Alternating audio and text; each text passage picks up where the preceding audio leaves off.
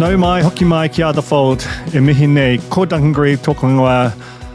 Sound the alarm, this is an emergency monopod. News broke, I'm going to say 90 minutes ago, that the project, Three's sort of flagship 7 p.m. hybrid of current affairs and entertainment, is under consultation. We know what that means. That means that there's a formal process to go through, but the project will not be returning to Three's slate in 2024. Got to give credit where it's due. The story was broken by the media insider himself. Shane had a very solid piece of reporting about, based on an email sent out by Sarah Bristow, who is herself the outgoing head of news at News Hub, announcing the process. So Sarah Bristow, outgoing head of news at News Hub, sent an email around to staff. I'll just read a section of that because this sort of sets up how the news landed for those involved.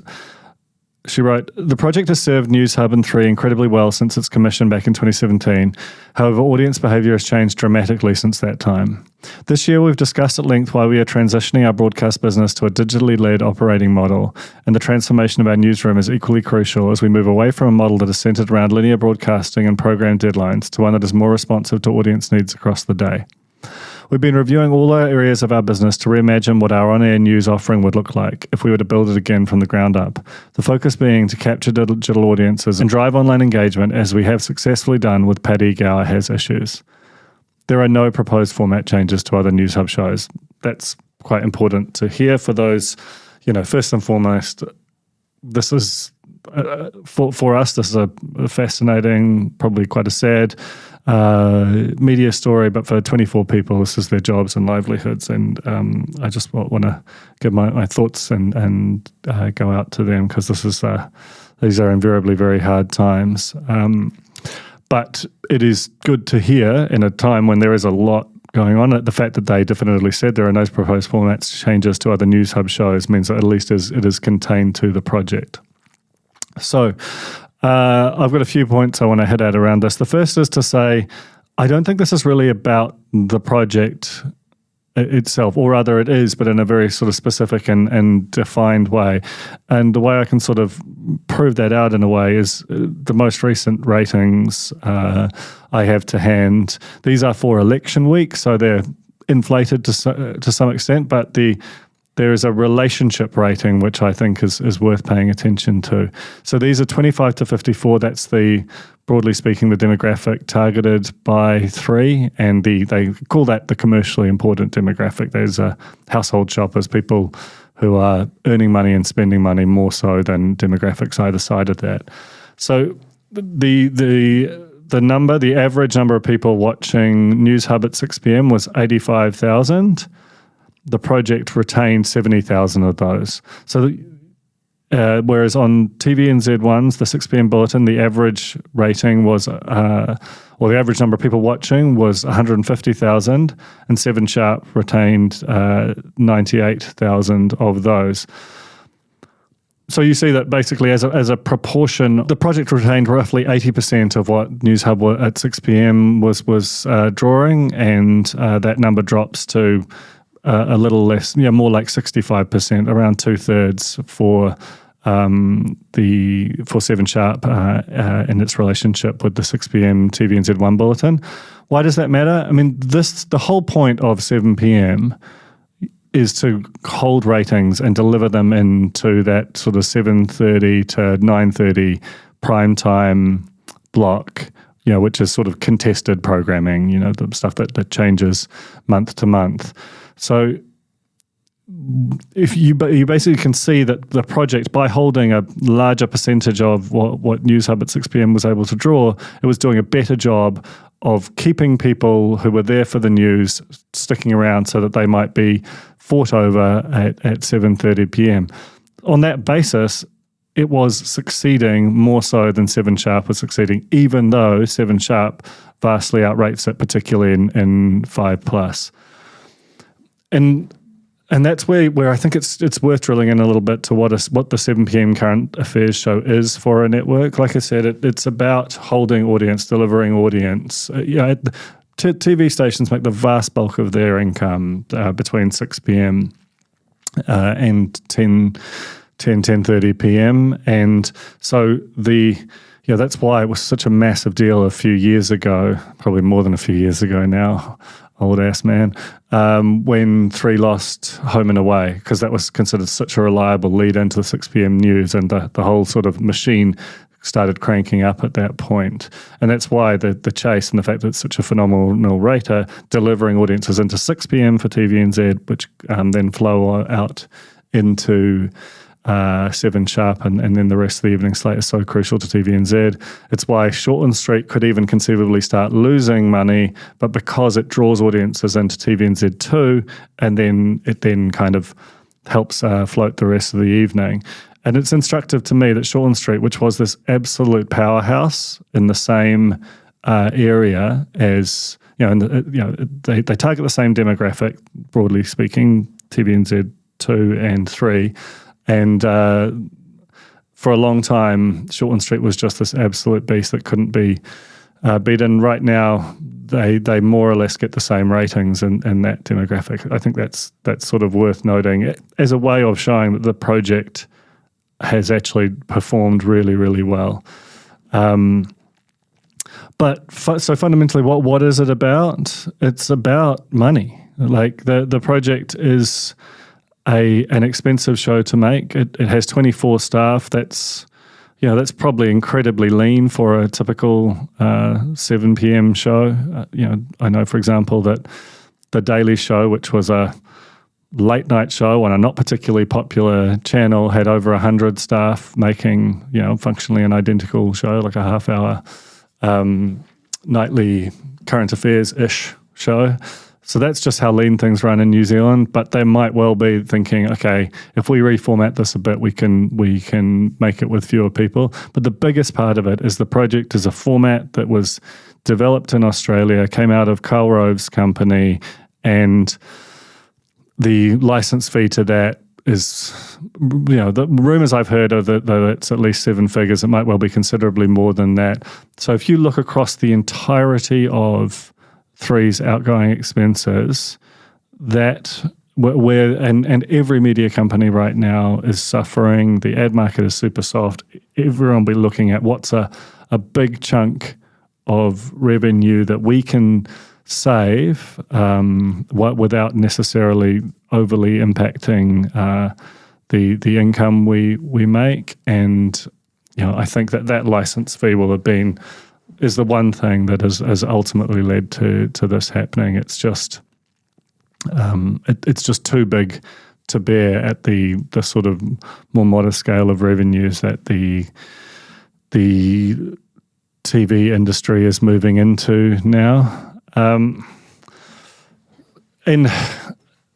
it will be really interesting to see what Newshub do with this slot. I think that reference that Sarah Bristow makes in that email to being a digital first organization and thinking about content that works as well, or if not primarily well, in digital formats, and then can be repackaged for different formats. That is the archetypal playbook of the digitally transformed media organization. It's something that some news organizations in New Zealand have executed better than others. Probably and that's on some level, there are some formats which naturally suit it, or you can gain revenue from more easily than others. I think probably the print news organizations are furthest ahead. I think NZME most of all by converting not just to making its news product available digitally first and then packaged up for its print news product, but also the fact that its revenues are now far less reliant on advertising than some of the other news organisations. In fact, I'd say probably all of the other scale news organisations in the country, the obvious exception of RNZ. So 3 is looking, and the fact that it's cited Paddy Gower has issues. That's just a person who, whether it's on TikTok or Instagram, any kind of video forward platform, is, his stuff pops. So they'll be looking to create something that has a similar kind of electricity to it. Whether, could it be built around Paddy? Who knows? It might well be. But I guess the main thing is that seems very genuinely to be where that sort of shift, what the thinking is underlying it is, let's not come up with a new 7 p.m. format. Let's come up with a way of delivering and packaging news and entertainment for digital platforms that naturally also lends itself to being wrapped and packaged in a different way for a 7 p.m. audience. And that's a devilishly tricky thing to pull off, but it is also, on some level, if you can create the financial case for that, then you're close to cracking it. That's really what you need to figure out as a modern media organization. I mean, yeah. So look, there's a few different pieces to it. This also, represents a kind of victory for TVNZ. It moved to this format, this kind of more entertainment-driven 7 p.m. show. Like 20 years ago, we had 3 current affairs shows playing live at 7 p.m. You had Close Up on TVNZ, you had Campbell Live on 3, you had Holmes on Prime. And that was a relatively brief period, but it showed you, A, just how heavily contested the area was, but B, that it was considered crucial to a channel to have, like a serious grown-up channel, to have like a show where the major news makers were interviewed, held to account in long-form interviews that you can't blink. That just doesn't exist anymore, and that I genuinely think is a real. It still feels to me like a real hole in our landscape in terms of television. I don't think that it's coming back. Whatever 3 come up with, I can't imagine that it'll be that. You still get those interviews. They just happen in different places, like in Tao and on Q&A and News Hub Nation and so on. So there was a shift, and it was the first to move was TVNZ when it created 7 Sharp, which was a fairly naked jack of the project's format. It's less so now. It's more developed into its own thing. 3 held the line first with Campbell Live. That was shut down in this quite brutal and ongoing kind of bloodletting way through the Save Campbell Live campaign, and it got up to some quite staggering ratings by the end. Then was replaced weirdly by Come Dine With Me, RIP. That was a complete aside, but that was an exceptional New Zealand version of a reality show that, because it went into the spot previously occupied by Save Campbell Live, was really not well received. And then there was a show called Story, which almost represented a hybrid of the two sort of eras. It was fronted by, I think, Duncan Garner and Heather Duplessis-Allen. They did interviews. They were a bit sharper and pricklier and faster, but it still had some of that element, but it also had people out on location doing 2 or 3 minute zany packages where they were on a Segway or something. That lasted maybe a year and a half, and it just wasn't rating particularly well. There was still a lot of kind of residual resentment, I think, over the way that Campbell Live fell away. And it wasn't until the project came along that 3 really got its answer there. Another aside, super self-indulgent, but I actually auditioned for the project, and it was such an interesting process. There were like 20 people. I was the only one who wasn't famous. Everyone else was really good at their jobs, and I was like terrible. It was a particularly low time for me. I had like a major shoulder issue and these sort of facial sores that felt connected to them. So it really didn't look much like television or even radio at that point. But they asked me. I was very grateful to be asked, and humoured me for a couple of auditions.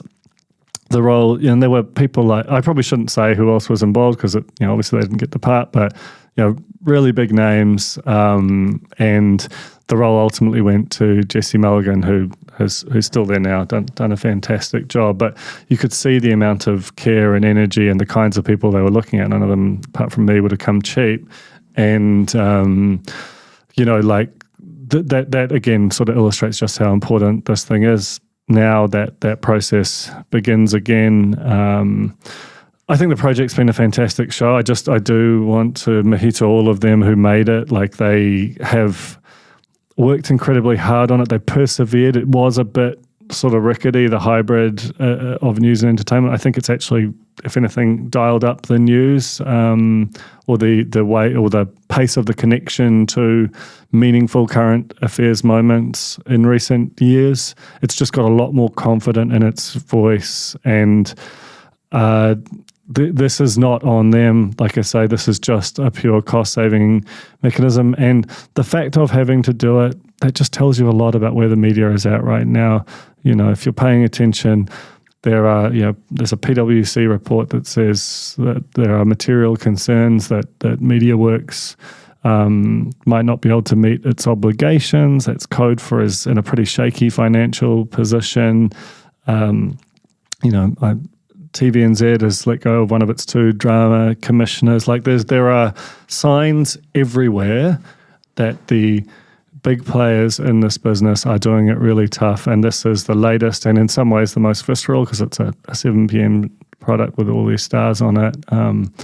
But like I say, I think it's really important to understand it in the context of this is a financial decision. This is by no means about the performance of anyone on or off screen in that show who've I think done an exemplary job, and the data bears that out. Something new will rise in its place. I really think that News Hub is a pretty incredible part of the 3 and Warner Brothers Discovery operation. It has a really distinctive voice and culture. It has it's always had this underdog mentality. It knows exactly who it is and who its audience is and how it speaks to them. They will come back from this. They'll figure out a new product. But you cannot deny that the signs for the media more broadly are pretty bad right now. You've got an incoming government that's a lot less interested in media. We'll see how that plays out. But really sad day for those who work on the project and those who've enjoyed it. Hopefully that's provided a bit of context from me. So that was another monopod on the fold. Ka kite.